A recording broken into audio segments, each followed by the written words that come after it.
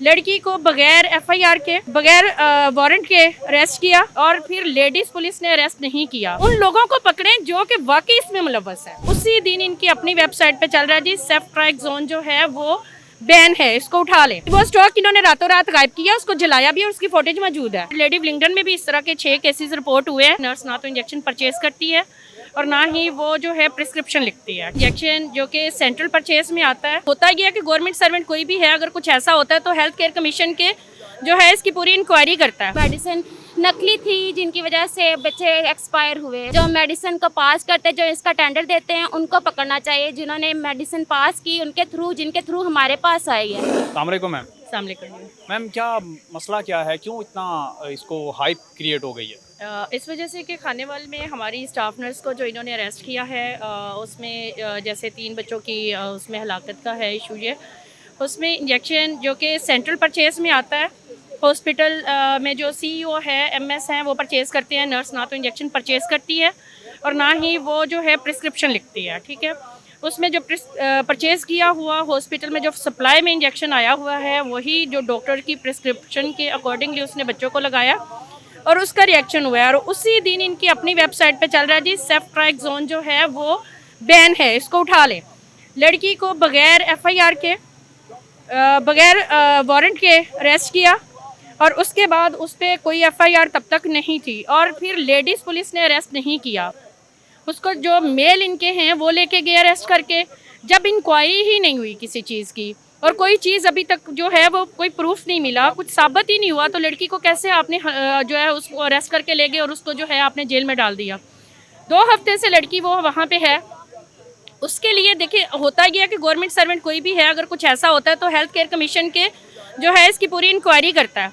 हमें इस चीज़ से इशू नहीं है, हम जो बच्चे जो मरे हैं हम उनके भी दुख में बराबर के शरीक हैं, लेकिन एटलीस्ट उसकी इंक्वायरी करें।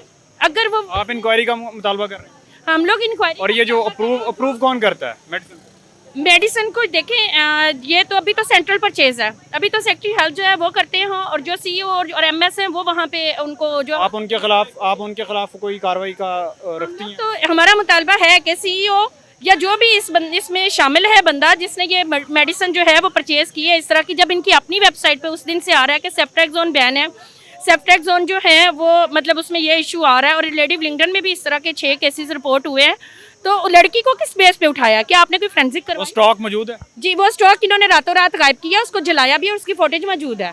आपके पास है फुटेज? हाँ जी, हमारे पास फुटेज है और हम आपको वो देंगे भी।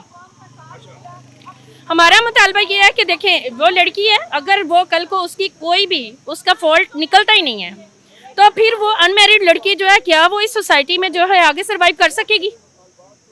हमारा सवाल सिर्फ ये है। कब तक एहतजाज जारी रहेगा?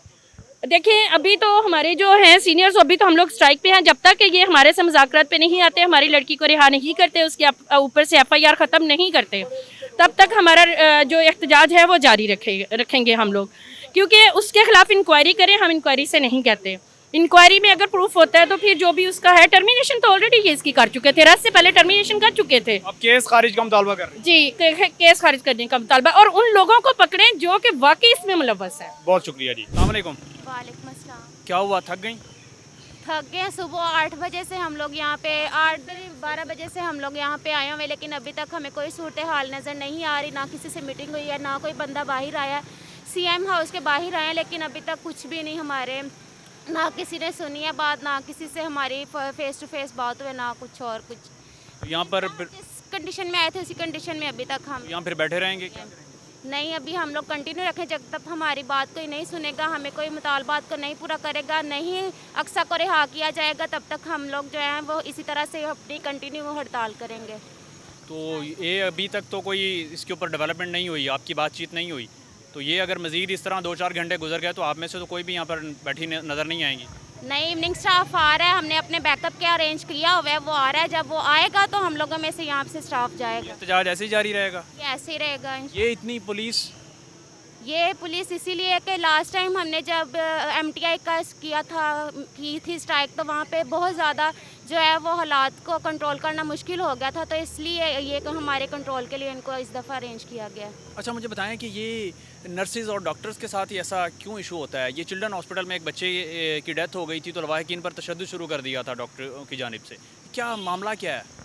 ये तो अभी कंडीशन का नहीं पता, लेकिन ये कि इस दफ़ा जो सूरत हाल आई है वो मेडिसिन से रिलेटेड आई है कि मेडिसिन जो थी वो जैली थी, जिसकी वजह से बच्चों को रिएक्शंस हुआ, जो कि स्टाफ पे मलबा डाला गया कि नहीं जी स्टाफ की गलती की वजह से बच्चे एक्सपायर हुए, जबकि जो मेडिसिन थी उसका रिएक्शन हुआ और मेडिसिन नकली थी जिनकी वजह से बच्चे एक्सपायर हुए। जबकि जो मेडिसिन को पास करते, जो इसका टेंडर देते हैं, उनको पकड़ना चाहिए। जिन्होंने मेडिसिन पास की उनके थ्रू, जिनके थ्रू हमारे पास आई है, उनको पकड़ना चाहिए, ना कि स्टाफ को इससे रिलेटेड इनको अरेस्ट करना चाहिए था।